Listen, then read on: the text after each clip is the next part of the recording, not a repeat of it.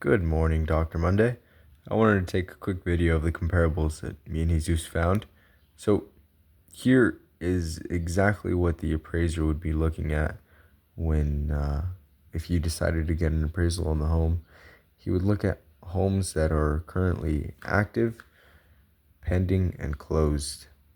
Pending and closed, the closed properties are really the major thing that matters. He would go roughly 6 months out from today. Sold date 7/23, so that's 6 months from today. Um, there's a lot of extra things I could have added, such as square footage, bedrooms, bathrooms, and usually the appraiser will add square footage to make sure they're only looking at properties that are within 20% of the subject property, so 20% above and 20% below.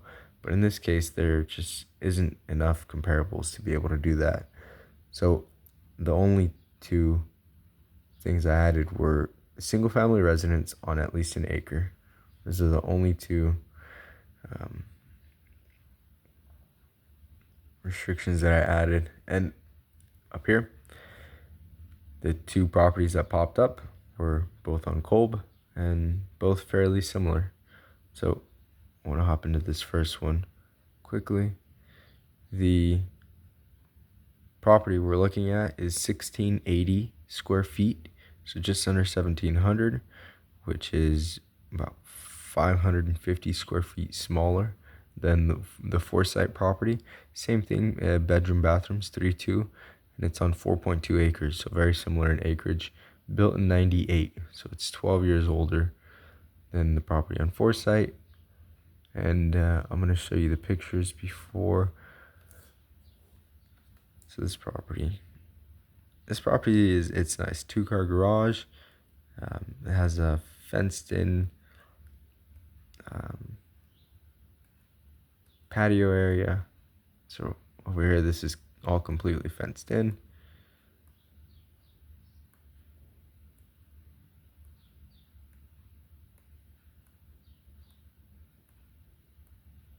And then the kitchen is a bit smaller than the Foresight property, understandably, as it's 500 square feet smaller than the Foresight property.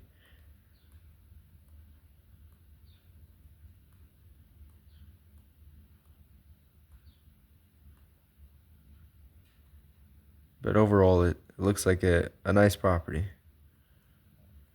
And this one ended up selling for $450,000, and so essentially $267.86 per square foot, and it sold just under 3 months ago. The kicker here is the seller gave $15,000 in repairs or in concessions. So in reality, this 450 number is really 435, is what they walked away with, minus their mortgage and any other fees they had to pay at closing. And this property was on the market for 16 days before it sold. Sold for essentially 435 after concessions, and it's 500 square feet smaller. But it had that fenced-in courtyard in the front, or in the back. And the second property that I found that was very similar to the Foresight property, acreage-wise, it had 5.5 acres. It was built in 2006, 3-bed, 2-bath, similar to the Foresight property, but it's 1650 square feet. So 600 square feet smaller than the Foresight property.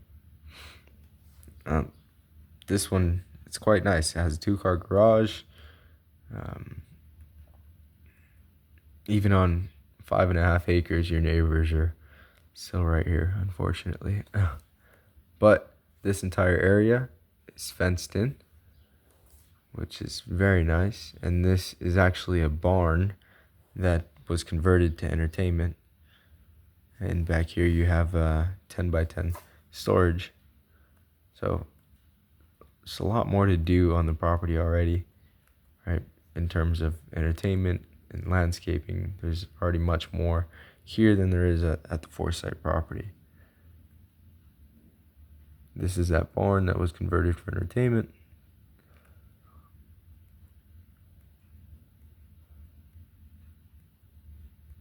And here we are inside the home.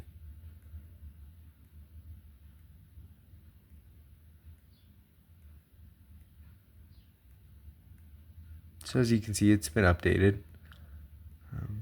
They've taken good care of it. It's a beautiful home. This is a bigger kitchen than the one we saw previous. It's a nice home overall. And this one sold for $470,000 essentially, at $284.24 a square foot, just over 3 months ago, with no concessions being paid out to the buyer. And one thing I want you to notice is that both of these properties actually have HOAs. So this property had an HOA, and the one we looked at before, this one, also had an HOA. So both of these properties are extremely similar to the Foresight property, just based on land, the year built, layouts roughly. Really, the only thing the Foresight property has that those other two don't is more space in the home, right? Which is huge. As we go through these photos, you can see this property compared to those other two that sold for $150,000, $200,000 less. The kitchen is huge on this property, and everything else has been completely remodeled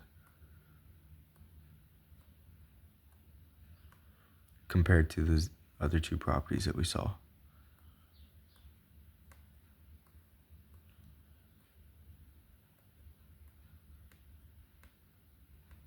I'm not saying you wouldn't have to put work into this property and money and time to make it your own, but it already has the interior space that you're looking for. And one thing I wanted to note, it doesn't necessarily have anything to do with the value of the home, but just for your knowledge, is that the owners took out the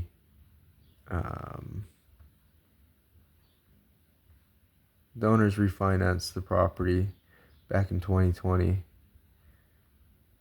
for $211,000. So they owe under $200,000 on the property, and that doesn't really have anything to do with the value, just more for your knowledge. Now, if we go based off of the price per square foot of these homes and what they sold for, this one sold for $267.86.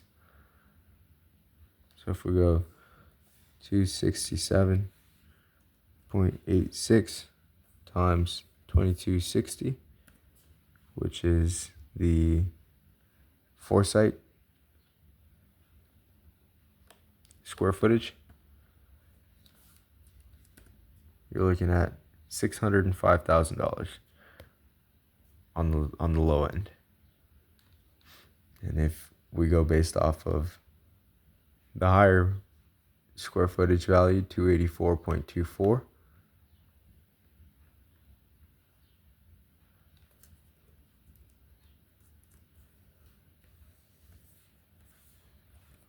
you're looking at $642,000. So either way, I feel like they're overpriced a good chunk, just because they don't have the landscaping that either of these two properties do, and they're all similar in lot size. Based on what you want to do to the property to make it your own, I don't think a $675,000 offer should be on the table here at all.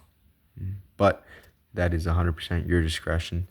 And it, if you see the home and you absolutely fall in love with it, you can offer $2 million. But based on the information we found, I don't believe it's an appraiser would say that it's worth $675,000 based on our professional opinion. And just to wrap up this video, I did want to show you, I received an update from the title company for Ocotillo Rim. This was on the 20th. We reached out regarding the probate. The listing agent said, hi, yes, the probate will be done by the time of closing on the 20th. And we asked for additional documentation. And this is the escrow officer, Dina. She replied with, hi, I'll have more information when I speak to the daughter tomorrow. So she was supposed to speak to the daughter 2 days ago. And we continued to reach out. We reached out yesterday and asked if there's a document that clearly states who the executor is, or if there even is one. And the escrow officer said she's supposed to receive it later today. That was yesterday. After reaching out this morning, the escrow officer said that she does not have, we asked for any documentation providing who the executor is, and if there even is an executor. And the escrow officer said they do not have that information, and they're currently waiting to receive that at 8 a.m. My computer's an hour behind. But I hope this information helped you, Dr. Monday, and if you have absolutely any questions or would like any further clarification on anything in this video, please don't hesitate to reach out. I look forward to talking to you soon. Have an amazing rest of your day, Dr. Monday. Raymond Ramirez here. Bye-bye.